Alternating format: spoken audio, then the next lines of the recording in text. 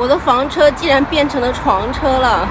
Hello， 大家好，具体是怎么回事呢？就是我按我车子的那个供热系统它不工作了，柴暖坏了，然后再就是我的车子不能洗澡，因为没有热水。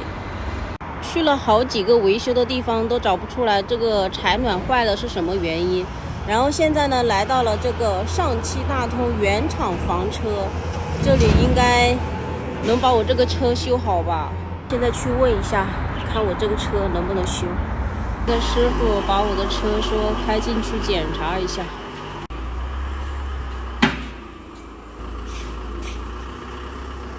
正在检查中，看今天能不能检查出柴暖到底是什么原因不工作了。